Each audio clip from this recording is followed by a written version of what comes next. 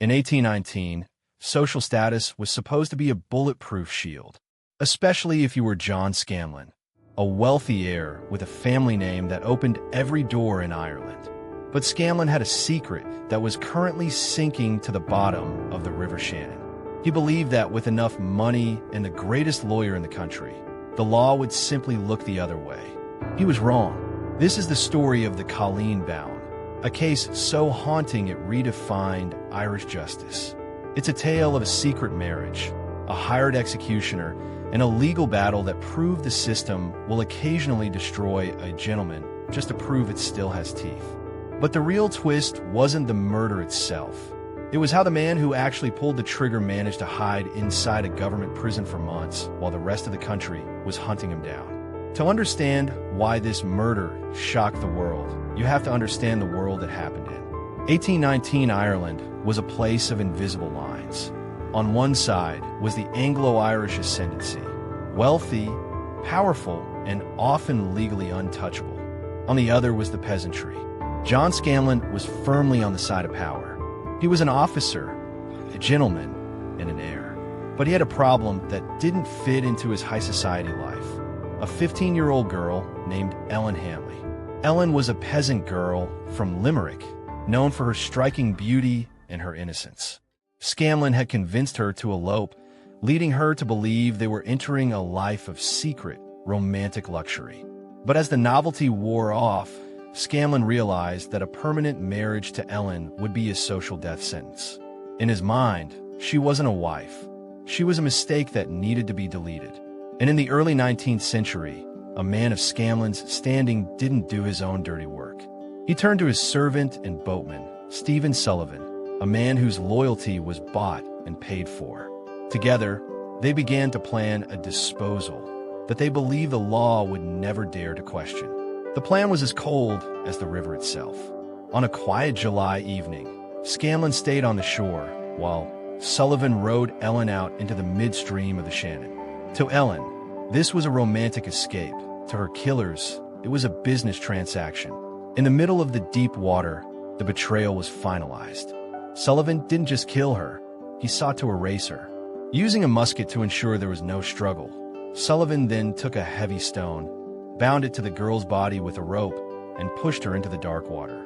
As she sank, Sullivan and Scanlan believed the secret was buried forever beneath the silt. They weren't just counting on the depth of the river, they were counting on the depth of their social protection. In their minds, no one would look for a peasant girl like Ellen, and even if they did, no one would dare point a finger at a man of Scanlan's pedigree.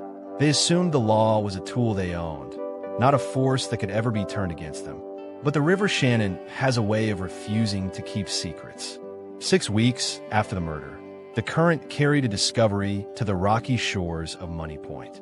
It wasn't just a body, it was a piece of evidence the water could no longer hide. The victim was identifiable only by her clothing, the fine muslin dress and silk handkerchief she had worn on the day she thought she was eloping. The discovery changed everything. What was once local gossip about a runaway bride turned into a hunt for a killer. The local authorities, led by a magistrate named Major Warburton, didn't start with the local peasants. They looked directly at the man who had the boat, the motive, and the money. When they found Scanlan's boat, abandoned with suspicious stains on the wood, the invisible shield of his family name began to crack. For the first time, the wealthy heir wasn't being treated as a protected gentleman. He was being treated as a prime suspect. The evidence was mounting, but there was a massive hole in the case.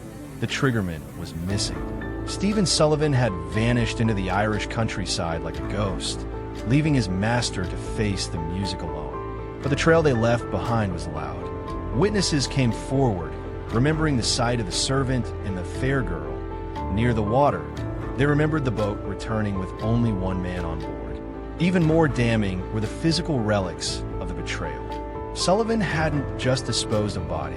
He had kept or sold some of Ellen's jewelry and clothing, a fatal mistake that linked the servant directly back to Scanlan's household. With Sullivan in the wind, the authorities turned their full attention to the mastermind. Scanlan was cornered. He tried to hide within his family's estate, relying on his relatives' influence to keep the officers at bay. But the public's demand for justice was beginning to drown out the Scanlan family name. Scanlan knew he was in trouble, so he reached for the most powerful weapon money could buy: Daniel O'Connell. Scanlan knew he was in trouble, so he reached for the most powerful weapon money could buy: Daniel O'Connell. Known as the Liberator, O'Connell was the greatest legal mind in Irish history, a man who could usually talk a jury into believing the sky was green if it served his client. Scanlan's legal mistake wasn't a clerical error, it was hubris. He believed that between O'Connell's silver tongue and his own highborn status, the jury would never dare to hang a gentleman for the life of a peasant girl. The defense strategy was classic for the era. They didn't just defend Scanlan, they attacked the victim. They tried to suggest that the body found in the river couldn't be proven to be Ellen's. And even if it were, they painted her as a girl of loose morals who had brought ruin upon herself. They were banking on the invisible shield of class prejudice, the idea that the law existed to protect the elite from the consequences of their actions. They thought the system would break its own rules to save one of its own. But they didn't realize that the times were changing and the public was watching. The courtroom in Limerick became a theater for a battle that would decide if the law actually applied to everyone. Daniel O'Connell was brilliant, dismantling witness testimonies and highlighting every tiny inconsistency in the timeline. For a moment, it looked like Scanlan's wealth and O'Connell's genius would prevail. But then, the prosecution delivered a blow that no amount of legal maneuvering could deflect. They didn't focus on Scanlan's character. They focused on the mechanics of the crime. They presented the heavy stone and the rope found with the body, tools of a pre-planned execution, not a crime of passion. The turning point came when the judge, in a rare move for the 1820s, refused to let Scanlan's status cloud the bench. He made it clear that the evidence of a calculated murder by a master through his servant was a direct assault on the king's peace. The jury, comprised of local men who were tired of seeing the elite treat life as disposable, deliberated for only a short time. When they returned with a guilty verdict, the courtroom fell silent. A gentleman had been sentenced to hang for the death of a girl the world thought didn't matter. John Scanlan was sent to the gallows in March 1820, maintaining his innocence until the very end. But as the trapdoor fell, a major piece of the puzzle was still missing. The man who actually pulled the trigger, Stephen Sullivan, was still a ghost. The authorities had searched every corner of Limerick and Clare, yet the servant had vanished without a trace. Then came the twist. While the high society trial was captivating the nation, Stephen Sullivan was already behind bars. He hadn't fled the country or hidden in a cave. He was sitting in Tralee jail, just a few counties away. He had been arrested for a completely unrelated, petty crime: passing forged banknotes. Using the era's lack of photography and slow communication to his advantage, he had given the police a false name.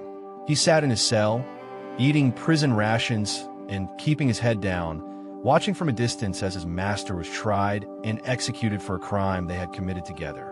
He was hiding in the one place the law would never think to look for a fugitive, inside the law's own grip.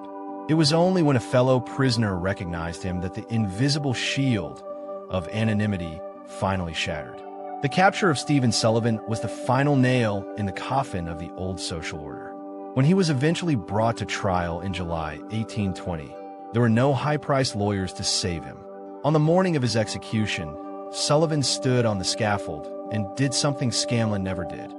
He spoke the truth. He confessed to every detail of the murder, but he added a chilling clarification. He hadn't killed Ellen Hanley out of malice. He had done it because his master had commanded it. This is where the invisible shield of the law revealed its true purpose.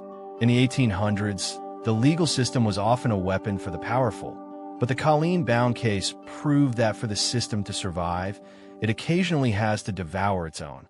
If the court had allowed Scanlan to walk free while his servant was hunted, it would have admitted that justice was a lie. By hanging both the gentleman and the servant, the state sent a message. The law's protection only lasts as long as you follow its rules. The system didn't protect Ellen Hanley in life, but it used her death to prove that no one, not even a man with the best lawyer in the country, is truly above the reach of the gallows. Today, a small, lonely headstone in a churchyard near Kilrush marks the spot where the fair girl finally found peace. We remember Ellen Hanley as the tragic heroine of 100 plays and operas, but we should remember her trial for what it actually was, a rare moment when the hierarchy of the old world collapsed under the weight of a single stone. John Scanlan and Stephen Sullivan thought they were rowing a secret out into the midstream of the Shannon. Instead, they were rowing themselves straight toward a landmark in legal history. Because while the law can be slow and it can be biased, it eventually learns that once a secret washes ashore, not even the most powerful name can keep it from speaking.